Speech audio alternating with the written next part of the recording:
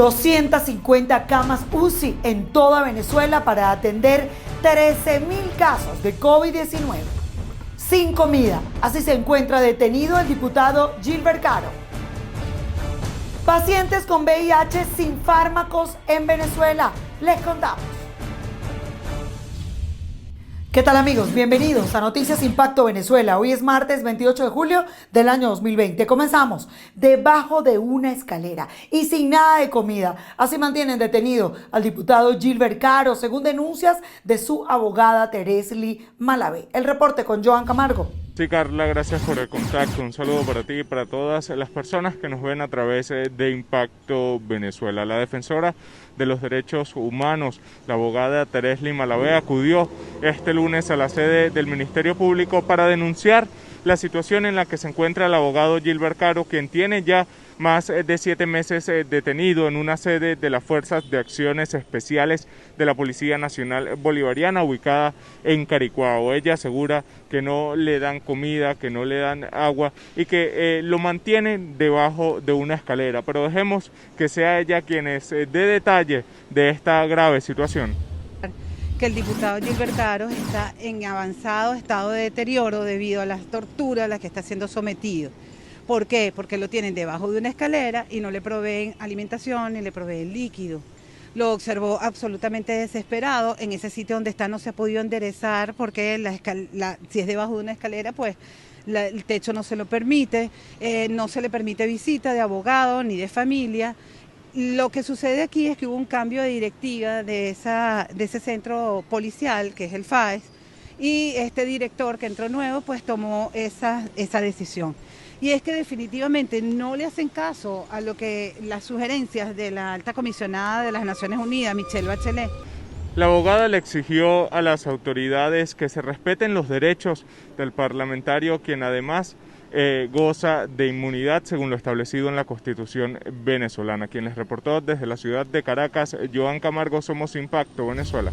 Gracias, Joan, por tu reporte. Seguimos en Caracas y es que los trabajadores de la salud están angustiados por ser los más vulnerables al contagio del COVID-19. A través de un audio exclusivo para Impacto Venezuela, un trabajador aseguró que la salud en el país está en colapso absoluto. El reporte con Stenif Olivares.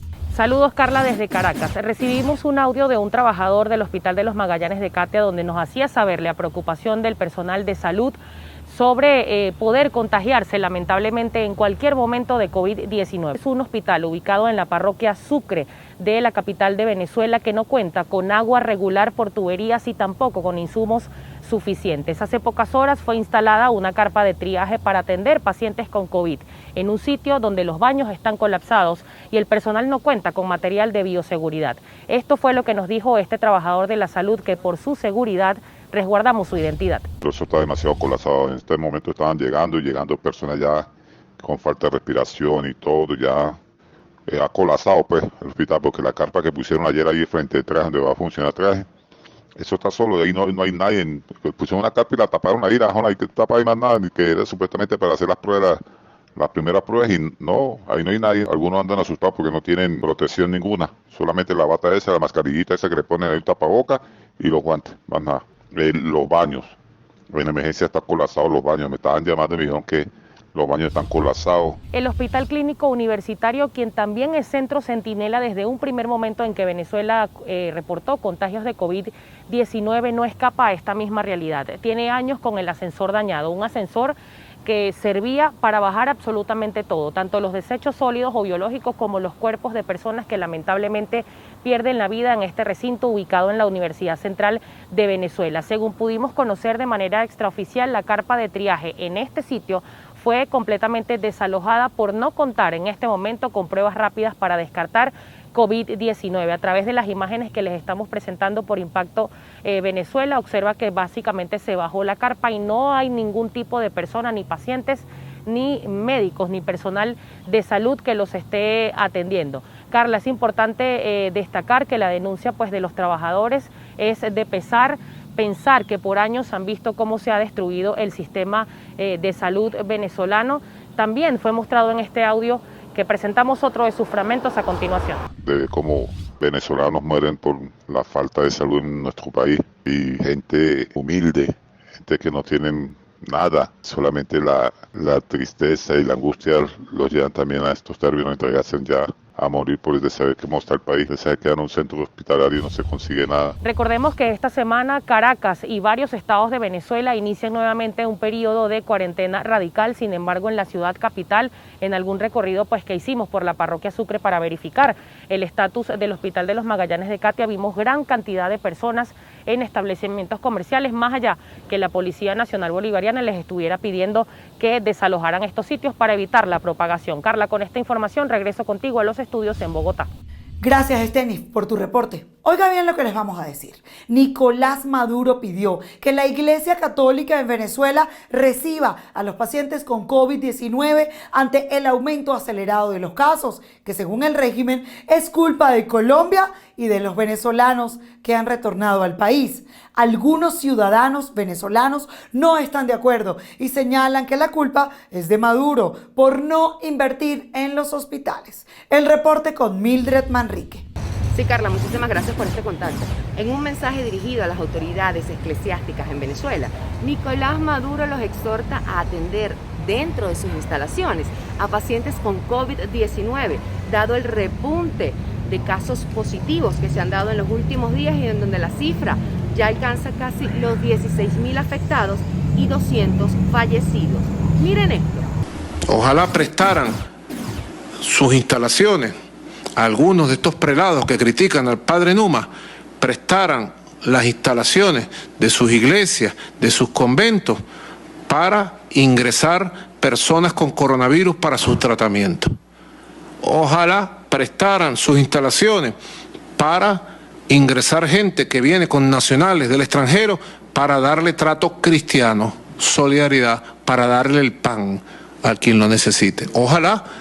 Pero no, lanzan cartas, lanzan críticas y no hacen nada por proteger al pueblo. Esa es la verdad. Consultamos a algunos ciudadanos en la calle a ver si estaban de acuerdo con que las iglesias sean centros para atender a pacientes con COVID-19. Y esto fue lo que nos respondieron. Porque nosotros no tenemos calidad de vida. La calidad de vida del venezolano, estamos, bueno, pues en lo las, como decían antes. Esto es feo.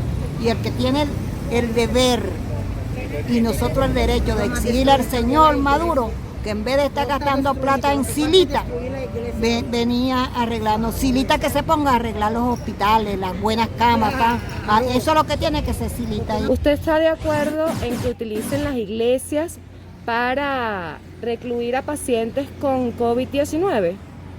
Mira, en sí vamos a ponerlo de esta forma. En la iglesia no es aceptable, ¿verdad? Pero si es para comunicarse con Dios, ok, lo podemos aceptar. Pero como medio de un hospital, están los hospitales. Me parece una ignorancia, no se puede hacer, porque acuérdate que la fe la tenemos nosotros dentro de nosotros mismos, ¿verdad? Y estando en nuestros hogares, nosotros podemos pedir por nosotros y por todos los demás, por todos nuestros habitantes. Pero no podemos arriesgarnos de que entren en las iglesias, ¿verdad? Y los demás se contagien. Me parece a mí, es mi forma de ver las cosas. Me parece una inconsciencia, ¿verdad? Sí, estoy de acuerdo. ¿Por qué? Porque me parece que esa es la casa de Dios, todas las iglesias son las casas de Dios y estamos en un tiempo que en verdad no sabemos qué va a pasar. Escuchemos lo que opina el cardenal Roberto Madrid sobre el planteamiento de Nicolás Maduro. No se valora, si tuviéramos que cuantificar lo que la iglesia venezolana está haciendo, no solo a través de Cáritas, sino de muchos otros servicios para atender y estar cercano al que está necesitado. Hay que ver lo que significa, por ejemplo, en estos momentos, las solicitudes que nos llegan de todo el país, y lo digo a través de Cáritas porque como me toca pues estar al frente aquí en el país de esta organización, el verdadero drama que está viviendo nuestros médicos, nuestros enfermeros y todos los que sirven en torno a los hospitales, a los CDI, a las clínicas privadas, en fin, a tantos dispensarios, porque no se les da lo mínimo que se requiere para cuidarse. La necesidad de tener una serie de insumos, si no se tiene alcohol, si no se tiene el gel, si no se tiene tapabocas, si no se tienen las máscaras, si no se tienen tantas cosas. En Venezuela hay alrededor de 56 iglesias, de las cuales 40 son catedrales y 16 son basílicas, pero están aptas para atender a pacientes con COVID-19. Desde Caracas, Venezuela, Mildred Manrique. Gracias, Mildred. Seguimos. La organización Stop VIH advierte que los fármacos para pacientes con el virus de la inmunodeficiencia humana no son garantizados desde hace varios años en el país por el gobierno nacional, lo que pone aún en mayor riesgo la salud de estas personas frente a la pandemia del COVID-19. El reporte con Jesús Albino. Las organizaciones en Venezuela que trabajan en esta área de salud manifiestan que existen muchas necesidades, por lo que siguen exigiendo que se les preste atención necesaria para mantenerse saludables, sobre todo en tiempos de pandemia, ya que desde 2016 no hay tratamientos antirretrovirales ni reactivos para diagnósticos y control de la epidemia, que afecta a más de 70.000 personas que se encuentran inscritos en el Programa Nacional de VIH. Y queremos hacer esta advertencia justamente porque sabemos que los esfuerzos se han enfocado en el tema del COVID, sin embargo hay una realidad y es que las personas con VIH están expuestas si no reciben tratamiento. Nosotros a través del trabajo entre la sociedad civil y por supuesto ONU-SIDA, OPS y el Fondo Global se han logrado traer al país medicamentos a través de donaciones, una primera donación de 5 millones de dólares, una segunda donación de 6 millones de dólares, con lo cual se puede garantizar en este momento hasta febrero 2021. Asimismo, advierten que el gobierno nacional tampoco ha adquirido reactivos para nuevos diagnósticos, por lo que se desconoce con exactitud las cifras de nuevos casos en el país. Siempre lo mencionábamos, las personas o el número total de inscritos es de 70.000 en el Programa Nacional de VIH, sin embargo, el mismo Ministerio del Poder Popular para la Salud estima que hay unas 220.000 personas, pero es que hay un subregistro porque al no existir reactivos en los hospitales para hacer pruebas de detección es imposible saber cuántas personas en este momento están viviendo con el virus en Venezuela. Otra situación que les preocupa son los altos costos de los exámenes en el sector privado, así como las consultas médicas, ya que tampoco existen infectólogos en la red de salud pública. Jesús Albino, Somos Impacto, Venezuela. Amigos de Impacto Venezuela, el día de hoy en nuestra mesa de análisis conversamos con el doctor Julio Castro. Él es miembro de la asesoría técnica de la presidencia interina en todo este tema que se ha de alguna manera organizado en Venezuela para combatir el COVID-19. Doctor, le saludamos. ¿Cómo está? Bienvenido a Impacto Venezuela. Buenas tardes, Carla. Un placer volverte a ver y un saludo a tu equipo de producción. Así es, pues el día de hoy, doctor, estamos muy interesados en ver cómo van a lograr establecer acuerdos. Ya sé que lo han intentado, han buscado acercamientos entre la administración de Nicolás Maduro y el equipo de la presidencia interina de Juan Guaidó, pero esto todavía no se ha logrado ver reflejado en la gente. La gente sigue desatada en las calles buscando comida, no han podido respetar de alguna manera lo que es la distancia para que haya una prevención del COVID-19. ¿Qué es lo más grave que está pasando en Venezuela ahorita, doctor? Carla, Venezuela ya terminó la semana ayer, la sexta semana con aumento progresivo del número de casos y en 6 semanas seguidas con un aumento de un promedio de 30% de aumento del número de casos por semana. Eso nos pone en la definición del inicio de la fase exponencial de crecimiento. Esto, como ha pasado en muchos países, como pasó en Colombia o pasa en Colombia, Panamá, Perú, Chile, Ecuador, Venezuela un poco venía rezagada, ya está pasando lo que pensábamos que iba a pasar. Yo creo que esto es el elemento más importante, entendiendo que Venezuela viene de una situación de crisis previa, la situación de los hospitales y la situación económica ya es mucho antes a todo el tema de la pandemia. Entonces nos agarra un poco la gripe sin pañuelo, como decimos aquí, tiene una situación, una coyuntural ahora con la pandemia, cuando ya la situación ya era comprometida en Venezuela desde hace mucho tiempo. Sí, pero doctor, nos preocupa, por ejemplo, que usted pone casos como de Colombia, también pone el ejemplo Panamá, algunos países de América Latina. Lo que pasa es que aquí sabemos cuántos casos hay. Aquí sabemos con qué se está manejando, digamos, cuántas camas tiene la alcaldía de Bogotá, cuántas camas hay en Medellín para atender la pandemia. La diferencia con Venezuela es que no hay cifras reales que los epidemiólogos, los experimentados en esta área, ustedes que el día de hoy son dignos de aplausos de un país entero, ustedes puedan decir, pues sí, hay 12.000 casos, hay 13.000 casos, pues sí, van 100 muertos nada más. O sea, queremos saber entonces cómo han manejado ustedes de alguna manera el poder conocer realmente las cifras que son las pruebas reales de lo que se está haciendo en Venezuela. ¿Cómo han manejado eso, doctor?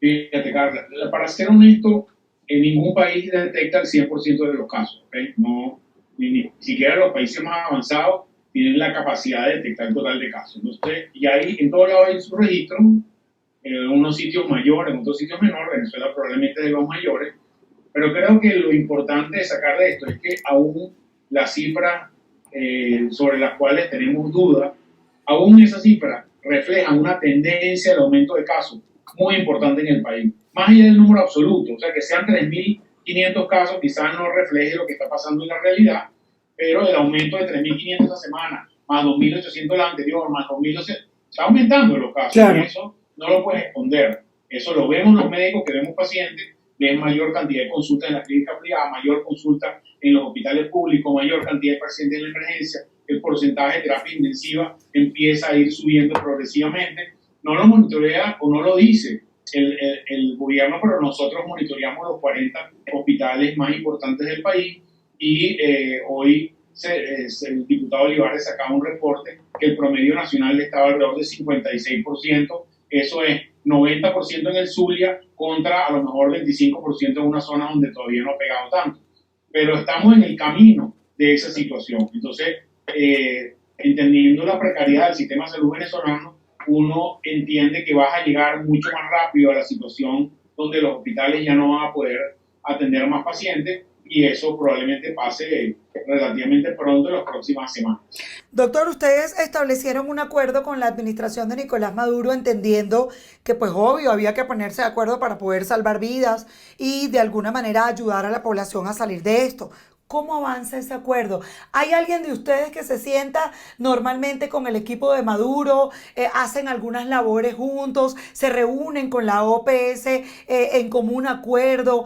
¿Están trabajando mancomunadamente por el país? Fíjate, Carla, yo creo que hay que decirle sinceramente a las personas exactamente cómo pasa eso. Primero, esto es una reunión tripartita, ¿ok? No... Es una reunión que convoca a la Organización Panamericana de la Salud y convoca a la Asamblea Nacional, en la cual yo voy como representante técnico y por el lado del Ejecutivo viene el doctor Carlos Alvarado. Nosotros nos vemos 1 o 2 veces a la semana. Hemos trabajado en, por ejemplo, definir las zonas de prioridad para la primera entrega de equipo de protección personal que se hizo la semana pasada en base a la información que estaba disponible o que está disponible donde hay más casos. Claramente hay más casos en el estado Zulia y en la región central del país. Entonces ahí se acuerdan esas grandes prioridades, se acuerdan el tipo de cosas o el tipo de equipos que se deben hacer. Hay un preacuerdo sobre el tipo de insumos que van a comprarse con el dinero de los venezolanos que estaba congelado, que va a entrar a la administración de la OPS. Pero hay que tener claro una cosa: el hueco es inmenso, el hueco de la deficiencia en los hospitales. Esto es una gota en un mar de necesidad. Probablemente ni siquiera se note mucho las cosas que se hagan, porque cuando la necesidad es tan grande, las cosas, cuando empiezas a hacerlas, no notas tanta diferencia. Nosotros, para un número redondo, creo que necesitaríamos 600, 700 millones de dólares para poder poner a los hospitales en una situación de equipo, insumos para atender esta emergencia. y esto lo que van son 21 millones de dólares. Entonces ya la gente por ahí va a entender cuál es la magnitud de que va esto. Pero creo que como concepto es un inicio, es algo que creo que en lo cual esperamos que siga avanzando. Eso se puede derrumbar en cualquier momento, pero esperamos que siga avanzando, porque al final el objetivo fundamental de esto, al menos de nuestra parte, es disminuir el impacto que puede tener el virus sobre los niños. Así es, pero de alguna manera, doctor, ¿usted cree que han avanzado en estos acuerdos tripartitos, que han llegado a algo que podamos decir el día de hoy? Bueno, nos pusimos de acuerdo, el país está beneficiándose, hemos logrado que Maduro abra más camas, que tenga más hospitales, que tenga, porque además no sabemos, por ejemplo, qué piensa usted de que el Poliedro de Caracas se esté utilizando prácticamente como un hospital de campaña improvisado. Es decir, las opiniones de ustedes, los especialistas, los expertos, ¿se está tomando en cuenta? ¿Son escuchados? Fíjate, Carla, eso no está en las normas del acuerdo.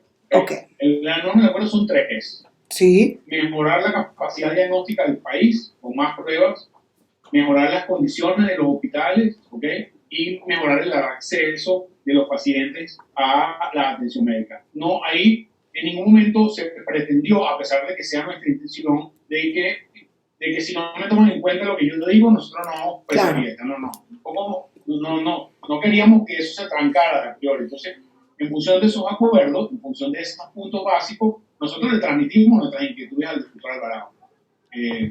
Así, francamente, no estamos de acuerdo con esto, no estamos de acuerdo con ello, yo esto lo haría diferente.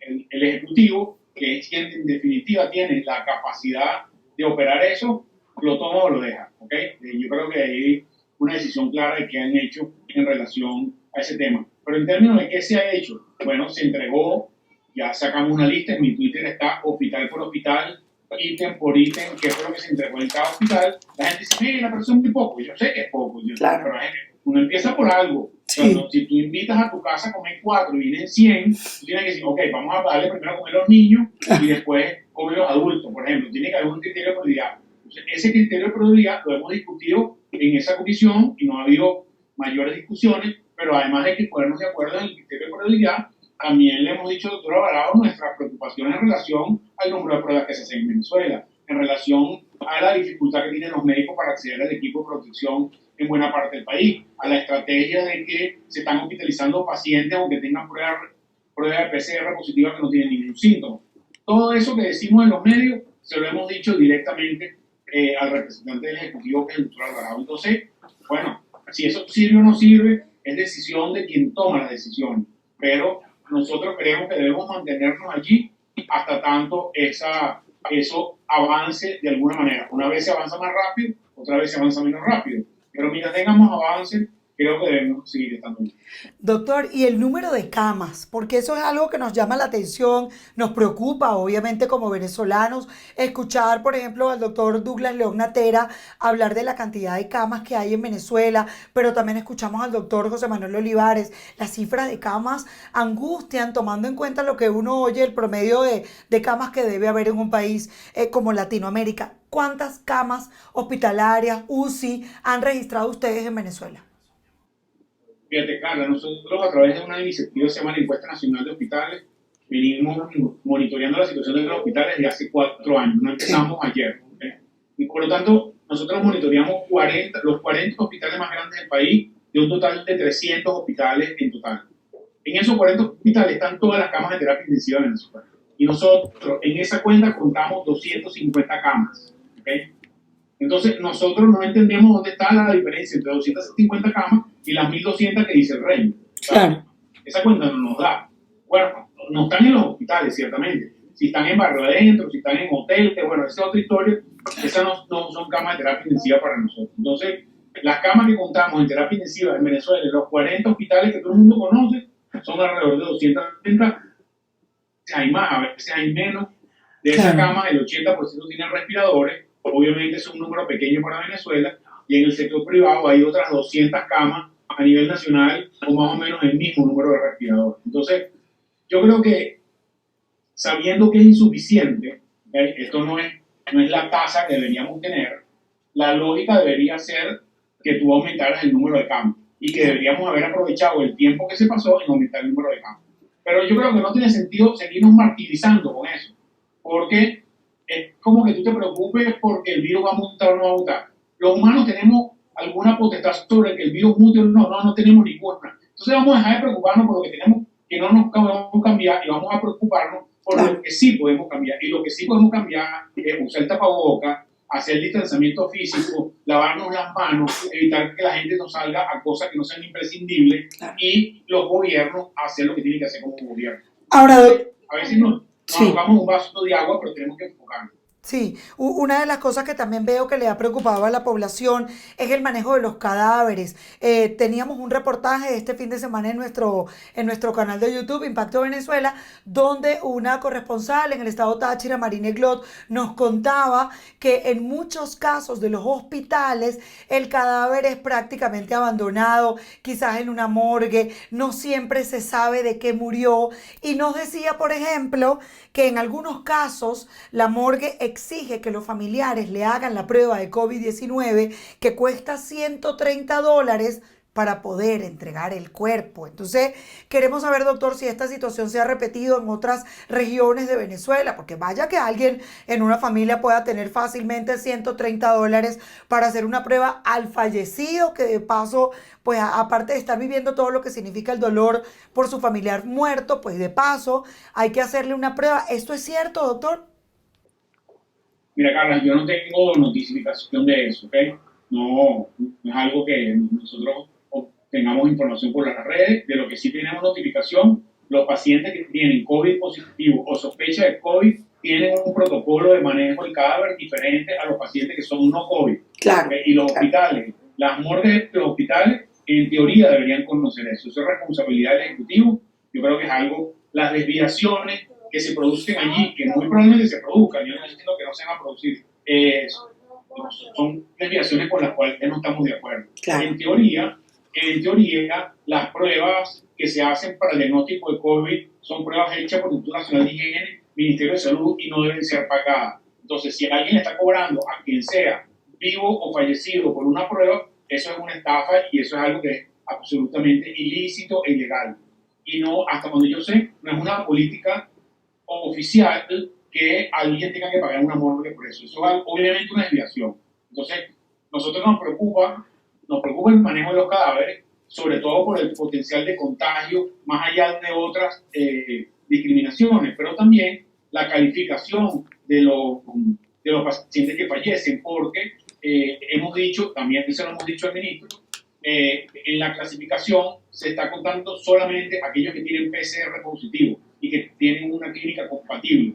Pero hay otro grupo muy importante de casos que no tienen todas las pruebas, pero que probablemente también son COVID y están falleciendo y no entran en la estadística nacional. Y algo que le hemos dicho repetitivamente, personalmente, y también lo he dicho por medio de comunicación.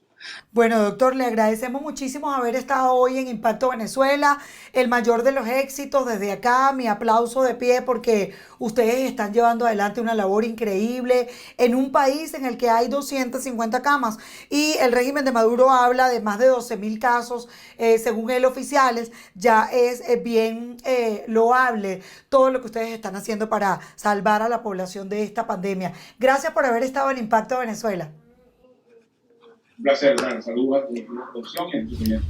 Conversábamos, amigos, con Julio Castro, médico, que integra nada más y nada menos el equipo de expertos que están en el Comité de Salud de la presidencia interina de Juan Guaidó. Ha sido enfático al señalar que han intentado establecer algunos acuerdos para poder avanzar en la lucha contra el COVID-19 en Venezuela, que ha atacado de una manera especial a este país de Latinoamérica que está atravesando una de las peores crisis sociales y políticas en el mundo. Ha sido claro además al decir que en este acuerdo al que han podido llegar con Nicolás Maduro, son 3 puntos emblemáticos que están establecidos, pero que entre ellos no está de alguna manera dirigir todo lo que tiene que ver con la parte de salud en Venezuela. Eso pues obviamente está en manos de la administración de Nicolás Maduro. 250 camas en toda Venezuela alcanzan para atender la pandemia del COVID-19. Nuestros equipos están desplegados en toda Venezuela para traerles información de manera directa. Por eso a esta hora nos vamos al estado Vargas. Y es que ante el aumento de casos positivos de COVID-19 en esta entidad, ya suma 241 activos hasta este domingo. Las autoridades buscan habilitar nuevos espacios para albergar a los pacientes asintomáticos, tal como ocurrió con el Poliedro de Caracas. El reporte con Ami Torres. Sí, gracias Carla. El contacto lo establecemos desde el estado Vargas y es que se está evaluando la posibilidad de habilitar nuevos espacios para albergar a pacientes asintomáticos COVID-19. Así lo pudimos conocer a través de la cuenta Twitter de la Gran Misión Barrio Nuevo Tricolor, que planteó la posibilidad de utilizar el centro de acopio de esta misión que funciona en Macuto para este tipo de pacientes. Es importante destacar que la medida se da a conocer solo días después de que el gobernador Jorge Luis García Carneiro confirmó un foco de contagios de COVID-19 en la empresa empaquetadora de alimentos CLAP Salvafood, que funciona en el puerto de La Guaira. Nosotros tuvimos la posibilidad de conversar con un trabajador del puerto, quien aseguró que las medidas de bioseguridad no se están cumpliendo y alertó que todas las empresas, tanto del gobierno como las privadas, que funcionan dentro del puerto de La Guaira, corren riesgo de contagios. Escuchemos parte de sus declaraciones. No se está cumpliendo las normas. Aquí vemos en la mañana cuando entra el personal, entra sin los guantes, sin tapabocas, entonces le dice ahí la gente de funcionarios aquí del Polipuerto, no les para eso. Así que no se cumple tanto la compañía del Polipuerto, Tacibana y la Teleperfull, como con la compañía privada. No se está cumpliendo las normas y no nos está necesitando los materiales para uno cuidarse. ¿Tiene usted miedo de ser contagiado? Es que todos tenemos miedo. Yo por lo menos tengo miedo, pues yo me cuido. Pero ¿cómo hago si yo me cuido? Entonces tenemos que trabajar, porque si no trabajamos no comemos. Porque la compañía no quiere reconocer la cuarentena. Pero tenemos que trabajar para comer. Porque el sueldo que ganamos no nos alcanza para nada. ¿Usted está pidiendo que vengan a hacer una jornada especial de prueba? Mira, que venga todos los días. Aquí hace falta mano dura. Que el gobernador y tanto el alcalde, por favor, que toma carta del asunto. Si no, esto aquí, todo el mundo lo vamos a enfermarnos. De manera extraoficial también pudimos conversar con algunos trabajadores de la empresa Salvafood, quienes advirtieron que desde el pasado domingo 19 de julio y hasta la fecha están sacando un promedio diario de alrededor de 35 trabajadores posibles sospechosos de COVID-19, situación que los tiene realmente alarmados. Esta es la información que te podemos ofrecer desde Vargas y con ella retornamos el pase a los estudios. Gracias, Ami. Seguimos. Un preso murió en el estado Lara, al occidente de Venezuela, por presentar deshidratación severa. Sin duda, una muestra de la realidad en la que hoy están muchos de los reclusos en Venezuela ante la falta de servicios básicos en los lugares donde cumplen condena. Es un reporte de nuestro corresponsal en la zona, Ramón Vélez. Así es, muchísimas gracias Carla por el contacto. El tema penitenciario sigue siendo noticia en el occidente venezolano. Durante el fin de semana, un reo perteneciente a la comunidad penitenciaria Fénix en el estado Lara, justamente esta cárcel está ubicada en el norte de la entidad, falleció debido a deshidratación severa y afección respiratoria, según el reporte médico que se encuentra en el libro del Hospital Central Antonio María Pineda, principal centro asistencial de referencia en el occidente venezolano. Es importante mencionar que la situación de los reclusos actualmente es complicada, según han denunciado algunos parientes. Esto motivado pues a que muchos se les ha hecho difícil llevarle la alimentación hacia las cárceles en las que se encuentran. Esto debido pues a la radicalización del confinamiento en Venezuela y de la suspensión de lo que es el servicio de transporte en nuestro país. Esto también ha conllevado a que ninguna autoridad del servicio penitenciario se pronuncie acerca de cuál es la situación en la que están estos privados. Recordemos que recientemente el Observatorio Venezolano de Prisiones informó que la tuberculosis, la desnutrición y otras enfermedades están afectando directamente a la población penitenciaria en el país. Es el reporte que nosotros tenemos a esta hora desde Barquisimeto, Carla.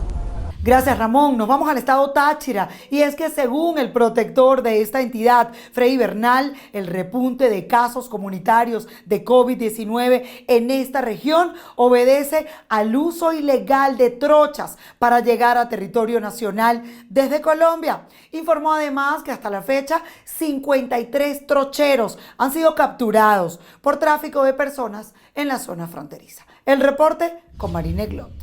Según el protector del estado Táchira, Freddy Bernal, el repunte de casos comunitarios COVID-19 en la entidad obedece al uso ilegal de trochas para llegar a territorio nacional desde Colombia. Informó que a la fecha 53 trocheros han sido capturados por tráfico de personas en zona fronteriza. Bernal informó que 455 ciudadanos han sido detenidos por incumplimiento de cuarentena, otros 250 por pasar trochas y 53 traficantes de personas en frontera, 9 de estos en las últimas horas. Parte de una banda del crimen organizado que entre Colombia y Venezuela se ponen de acuerdo para pasar a personas ilegalmente por pasos irregulares. Estas personas fueron detectadas en flagrancia y los teléfonos tienen todos los elementos de juicio, pero además los propios connacionales señalaron que les cobran $150 para pasarlo desde Colombia a Venezuela. La cuarentena radical por aumento de casos COVID-19 se mantiene en San Cristóbal, San Antonio y Ureña. En la zona fronteriza persiste el toque de queda, mientras que en todo el estado fue suspendido el suministro de gasolina y el transporte público. Hemos cercado la ciudad para reducir a la mínima expresión la entrada a la ciudad e igualmente la salida de la ciudad. Así que yo recomiendo a todos los tachirenses, a la familia tachirense, quedarse en su casa y restringir la movilidad solo a los casos estrictamente necesarios. Bernal señaló que en el estado hay capacidad en camas para atender casos COVID-19, pero esto depende del grado de conciencia preventiva de los ciudadanos. En Táchira, Marina Glot, somos Impacto Venezuela. Continuamos con más información. En una quebrada hallaron cadáveres de comerciantes secuestrados. La tarde de este domingo fueron encontrados los cuerpos de Anthony Godoy y Pedro Méndez, 2 comerciantes que habían sido secuestrados en Catia, al oeste de Caracas. Sin agua potable, sin internet, sin transporte público y en medio de las aguas negras se encuentran los habitantes de Santa Inés, en Valencia, estado Carabobo. Para allá nos vamos a esta hora con nuestro compañero Sandino Ignacio Yaguare. Son cientos de familias las afectadas en el sector de la capital carabobeña. Solo el servicio de electricidad funciona a medias. Agua, gas, transporte y aguas servidas hoy están ausentes. Aquí las cloacas, mira, nos están desbordando las cloacas, el olor. Tenemos ya casi un mes sin agua. Todas las personas tienen su ropa sucia, los corotos sucios. Le llegó una hora, en estos días llegó una hora negra, gorda, podrida, que las personas ya tienen problemas de la piel por la podridumbre, que es lo que nos sueltan por las aguas. No tenemos agua para beber. Ahorita tenemos un sistema ahí para purificar el agua. No tenemos nadie que nos mande una cisterna, aunque sea, porque por lo menos la gente tome un agua digna. Acusan al régimen de Nicolás Maduro como el único responsable de la actual crisis por la que pasa su comunidad y todo el país. Mientras ellos tienen el poder, mientras ellos siguen robando y mientras ellos están en la cúspide y mientras ellos comen bien, el pueblo sigue hundido. Dime tú, ¿cuál fábrica ahorita? ¿Dónde está la General Motors? ¿Dónde está la Ford? Todo, destruyeron todo, todas las compañías.